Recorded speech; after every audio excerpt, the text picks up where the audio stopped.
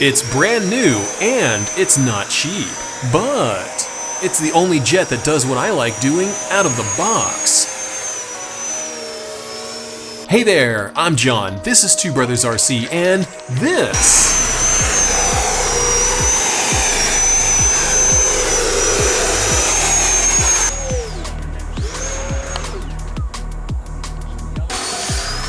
is the Freewing Aries 90mm. This jet just dropped last week, and maybe you already have yours, or maybe you're one of those people who said they won't fly it until I post the setup. Guess what? That's coming in this video. Aries is awesome, but it's far from perfect, so let's dive into it and see how it stacks up to the no patent pending Two Brothers review system. Before we get into the agility section, let's start by giving you my actual opinion of the Freewing Aries. I've flown it quite a bit by this point, and I do like it. I think it fills a unique niche in this hobby. There is no other electric hover-capable jet that's got this level of punch-out to it. I've hovered Gripen, the MiG-29 80mm, the FMS Avanti 90mm, and none of them hover as nice as this one does. It feels like you're flying a 3D plane, but that's about where my love affair with Aries starts and ends. The plane is almost too light for its own good. I know, I've complained a lot about Freewing jets being too heavy, but in this case I think this one's too light. Flying around in high alpha is a wing rocky mess, not because the wings are stalling, but because the jet has so much torque in comparison to its light weight that it's always trying to torque roll even while it's still flying at low airspeeds. In fact, it's so bad that the torque of the motor tends to make the jet spin out in weird, uncontrollable ways that I just don't find visually appealing. It's flyable and it's fun, but it's not something that you're going to be doing a good-looking triple backflip with. The light wing load is also a detriment because they cut a lot of weight out of the jet in certain spots where maybe it could have benefited from having a little bit more weight, like the thrust vectoring nozzle's pitch control horn coming apart on me because I didn't realize that 150 travel in spectrum was causing it to bind on the little dot. I fixed it with a lot of glue, but we'll cover what to do and what not to do in the setup guide coming later. Also, worth noting before we proceed here, this was an ARF from Freewing that I purchased using channel member funds on twobrosrc.com/supporters. Everything in this video is flown on the 120 amp Freewing ESC paired with a Freewing 1350 kV 8-cell motor system. This is not a 6-cell setup, and because it's advertised as hover capable only on 8 cells or with 6 cells and the gear removed, I chose to fly it on 8 cells exclusively. For now, let's dive into the agility section and get into reviewing the jet. Starting off, let's dive into the maneuverability. It's not prone to accelerated stalls. Yes, it's true, I did crash this jet during its review cycle, and I did break it in half because I forgot that I made it unstallable. But this crash wasn't a stall, it's just me being afraid that it would stall. Which led, of course, to the jet hitting the ground.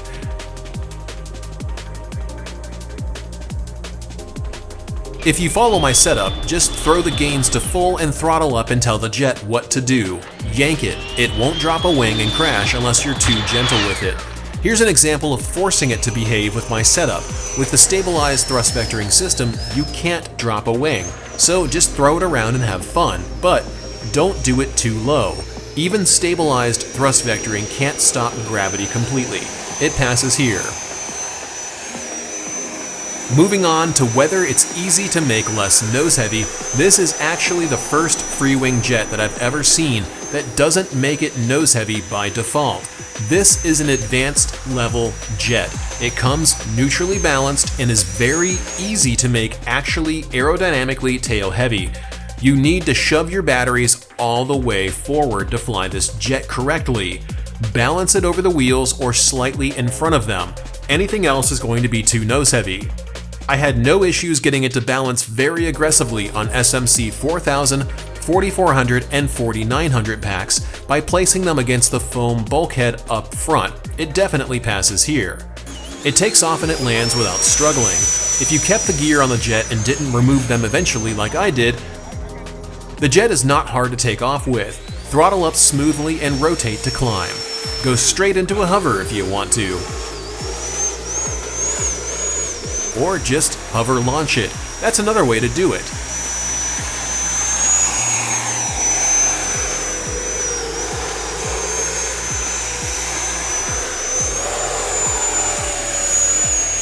Landing is another story. It's still easy to do, but you will plop it hard on the ground if you don't come in with a stabilized approach.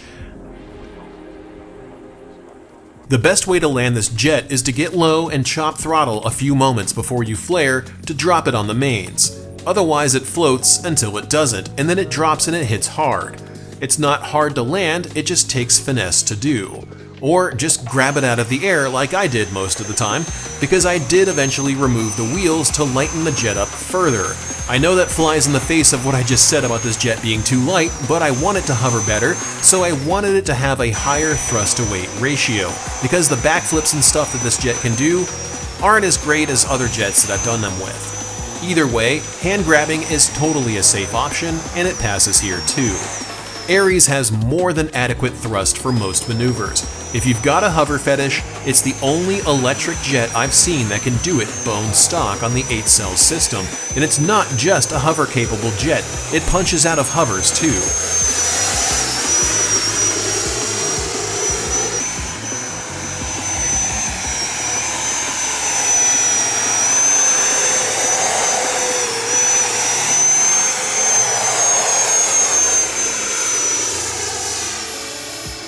If you're trying to do cool stuff like flat spins, add rudder and full throttle with a very tiny amount of back pressure, and it will flat spin.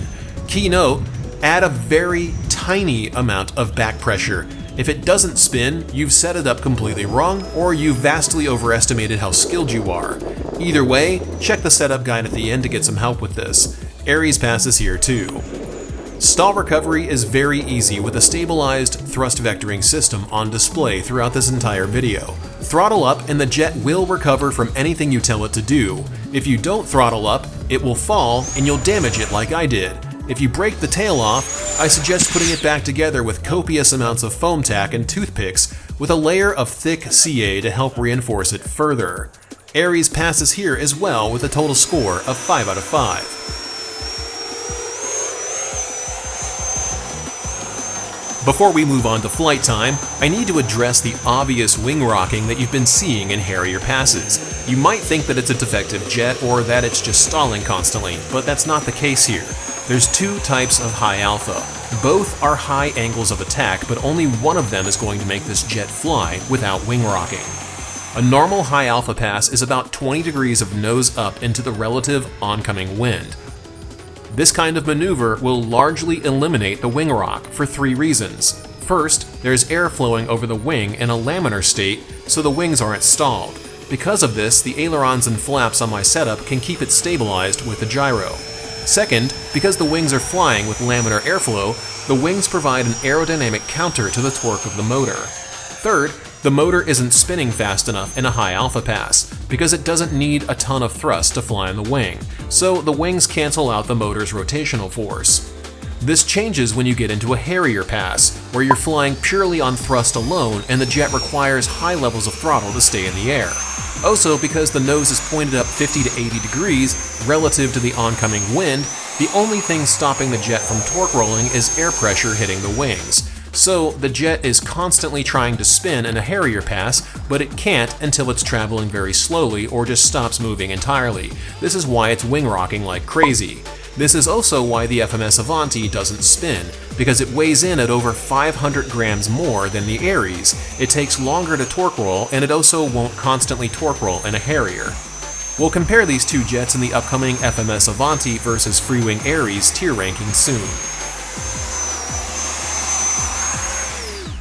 Moving into flight time, anyone with a decent amount of jet experience should expect that a hovering ducted fan would only get a few minutes of flight time, and those people would be right. You'll get no more than roughly 4 minutes total, including doing sport jet stuff and hovering. If you do nothing but hover, you can expect nothing more than 2 to 3 minutes of flight at best.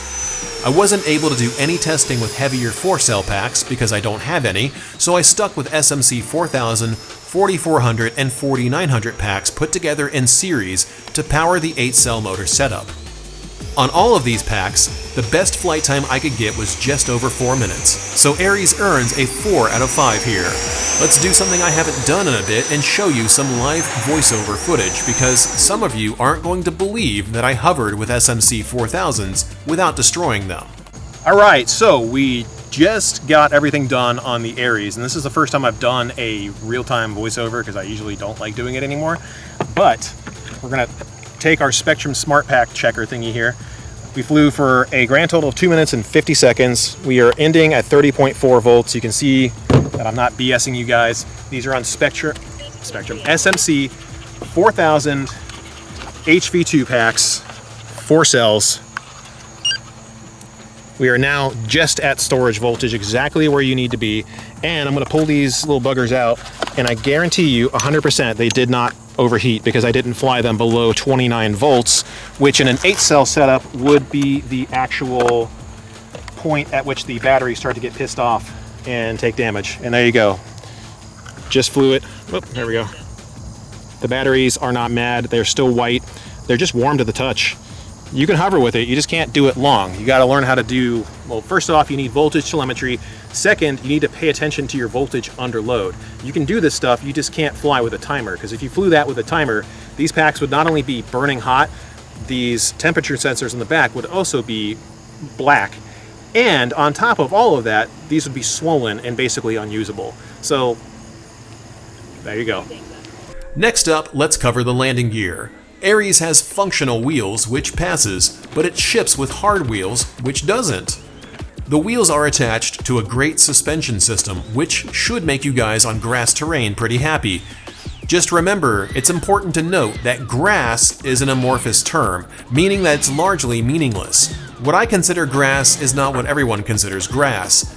The quality of the terrain under the grass, from smooth golf course clay to impact craters that become the destroyer of landing gear, grass runs the full gamut of quality, and it's often on the lower side, which tends to limit how long a jet can last if you fly exclusively off grass.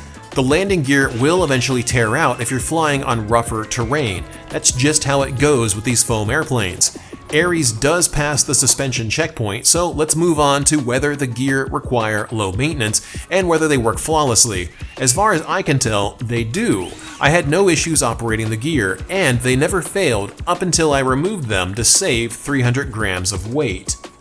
If you want to fly from grass and save your gear, I do suggest trying to hand launch and hand grab. Yes, I'm saying do try this at home, but only if you have the confidence for it, and if you're following my setup, and you understand that you're taking all of the risk of having a ducted fan gently boop you with its wings. Losing those 300 grams of weight gave it a larger thrust-to-weight ratio, so I can bush fly it in places that it has no business flying from at all. And because it almost hovers itself on my setup that I'll show you soon, the jet isn't hard to grab at all. Just throw gains to full, fly it down to the ground in a Harrier pass, pull the elevator stick gently until it stops and begins to hover, then grab it. Don't worry, you can't hurt yourself with the jet when it's flying like this. If you grab anything out of the air, this is the thing to grab. Amaze all of your flying buddies at the club by grabbing the safest airplane to hand grab. Aries earns a 4 out of 5 in this category.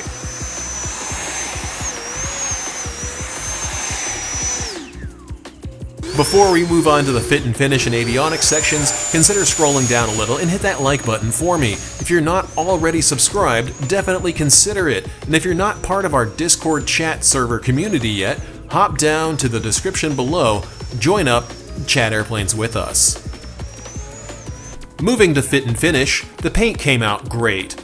Zero blotchiness or damage across the airframe, and no bubbly or weird looking foam out of the box. Aries passes these two checkpoints. It features completely gapless hinges, which is awesome, and passes too, and ships with decals instead of ugly stickers, which is another pass. The only ugly stickers on display here are the TBRC stickers in front of the intakes, which you can pick up in our conveniently located merch shop on twobrosrc.com. They're guaranteed to give it extra lift. Guarantee void in any location where stickers do not affect the Earth's gravitational field. The battery does get airflow, which is provided by a pair of NACA ducts in front of the blinking nav lights on the nose. This is a welcome feature for this jet, as the batteries will still get airflow due to the motor pulling air through the ducts and over the batteries while hovering, which helps keep them from overheating. So Aries passes here and earns a total score of 5 out of 5.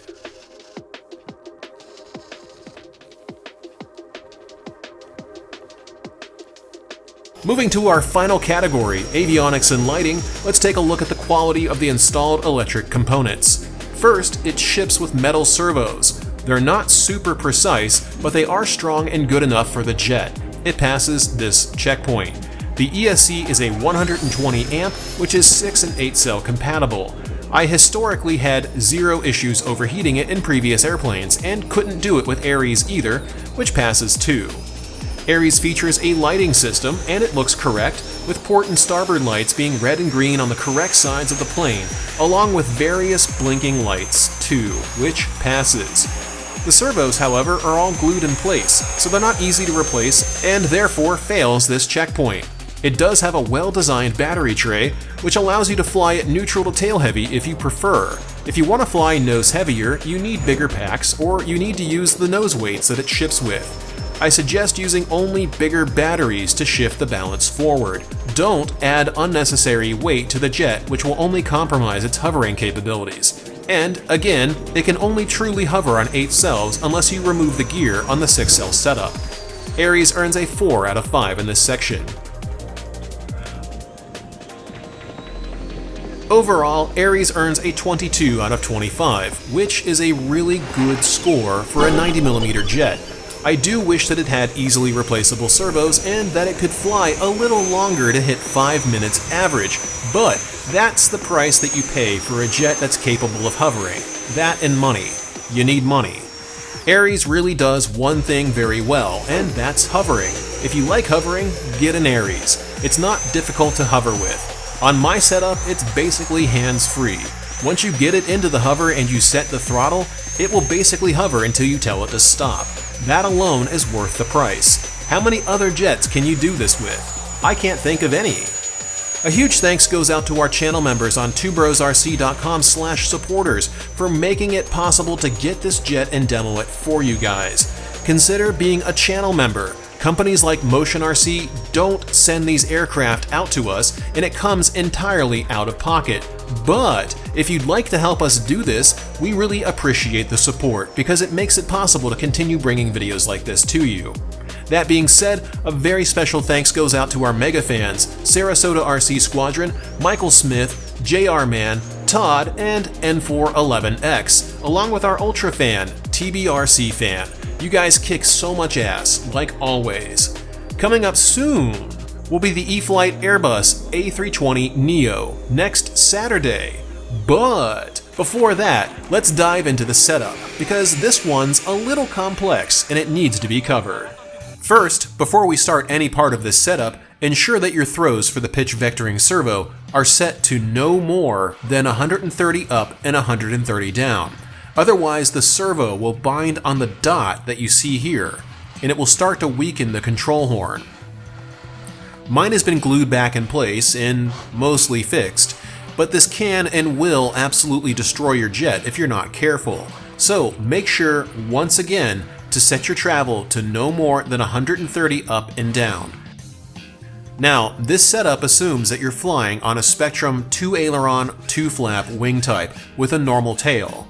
You can see all of the servos in the channel monitor here. I've custom named channels 9 to 12 so you know what they are. If you join Discord and download the setup file, you'll have the same assignments and won't need to name the servos yourself. If you find these pre-made setups to be useful, please consider being a channel member to help us continue doing this. Next, head into the servo travel menu and set all of the servo travel to 150 up and down, except the pitch vectoring servo, which should be 130 up and down once more. I flew with 100% rate and 50% expo on all axes. You might want more or you might want less expo. I suggest 50% as a starting point, especially with full span ailerons enabled. Next, let's head into the mixing menu. There's two mixes we can see on display first. Both of these are, in my view, completely useless, but if you want them, here's what to do. create a mix of elevator to the right flap channel and put it on a 3-position switch. In the mid position, change the mix to -100 and -100. This will cause the flaps to move down with pitch up and up with pitch down. This creates additional lift to throw the jet around, but I didn't use it at all because it didn't seem to do much. Put the switch on the 2nd position and set it to 100 and 100. This will do the opposite and make pitch control less responsive. Again, play with it and see if you like it.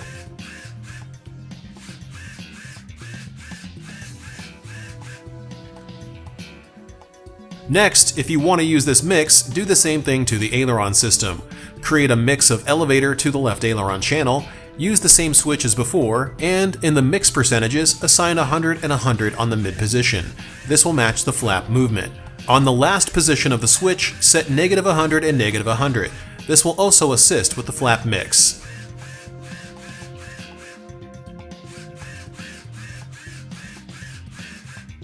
Next, you need the no patent pending Two Brothers RC throttle-based gain mix. This is a curved mix. Set it up as an expo curve, set the first point to 0%, the second point to -20%, and the third point to -50%. If you want to use the flaps to land and want more stability with landing thrust, assign the mix to the flap switch that you're using. Copy the points that you see here by adding a point at -50 on the throttle position and assign it to a high value of 50 or more. Do the same thing for the last flap position. Next up are the two curved mixes controlling the thrust vectoring system. Both the yaw and the pitch vectoring use the same curved mixes. I added 2 points at 30 and -30 on the stick positions for rudder and elevator, then set it to an expo curve to make it smooth. Then adjusted the points so there's more rudder and elevator movement and less vectoring movement. You can adjust these points to make it more sensitive by increasing the values or less sensitive by decreasing them. This is huge for making thrust vectoring feel both controllable and natural so you're not fighting the jet.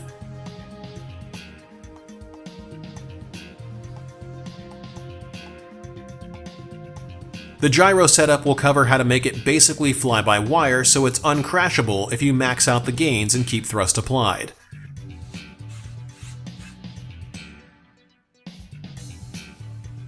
Next up is the full-span aileron mix.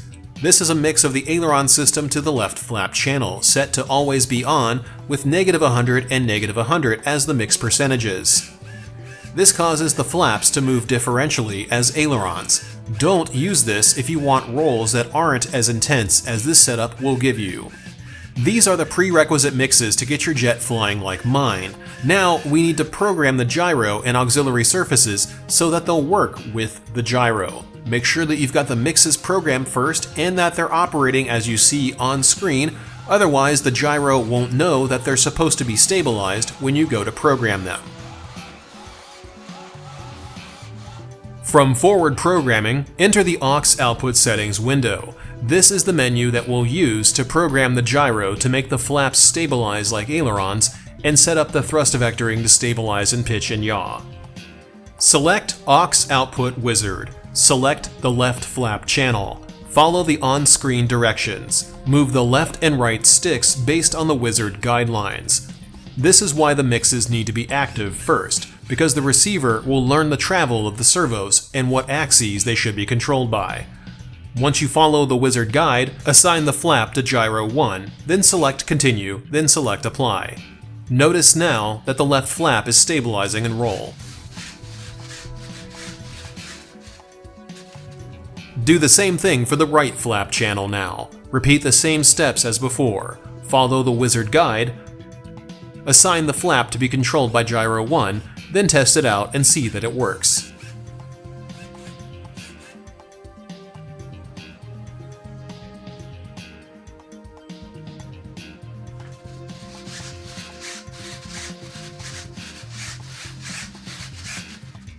Now repeat these same steps to program the thrust vectoring and yaw. Again, follow the same exact steps outlined previously. Make sure that the mixes are operating, otherwise it won't know that it's supposed to control them with yaw input.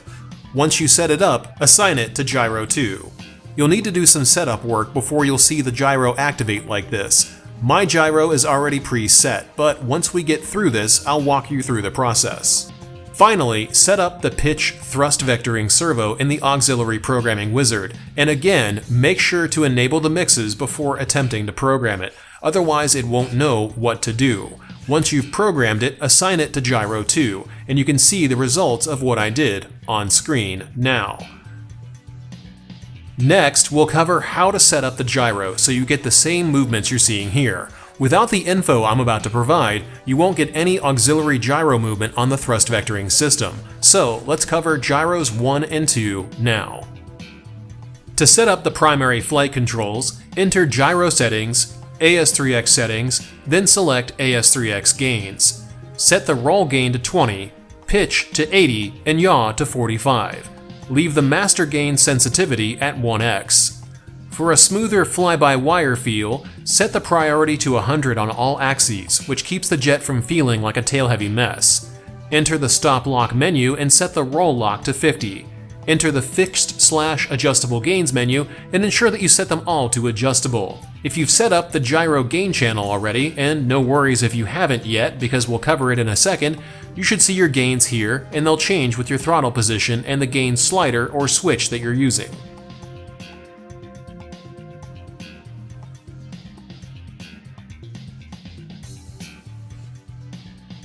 Now, back out to the gyro settings menu and select gyro 2 at the bottom. Select AS3X settings. Select gain sensitivity and change it to 4x. Enter AS3X gains, set pitch and yaw to 50%. Enter priority, change pitch and yaw to 100 for a fly-by-wire feel. Leave the lock and release rates default. Change fixed/adjustable gains to adjustable. You should see 25 in this screen once you've set up the gyro gain channel, which is next. To do this, back out to System Setup, select Gain Channel Select, and set the gain channel to the AS3X Plus gains channel that you're working with. In my case, that's what I named the channel. Mode should be AS3X, axis should be all, settings should be normal gain, and gyro system should be 1. Now copy the settings you see here for gain channel 1 and apply them to gain channel 2. The only difference between gain channel 1 and gain channel 2 should be setting the second gain channel to control gyro 2 at the bottom, otherwise the gains simply won't work. You can adjust this to your preferences if you want multiple gain channels and different switches. I prefer a simpler setup. That's the extent of the setup on Aries. If you've got questions, we've got answers on Discord. Don't email me, I will tell you to go to Discord. As this channel has grown, it's getting hard to respond anywhere but Discord and stay sane at the same time. Such is life when you're an F-list celebrity that some people occasionally listen to.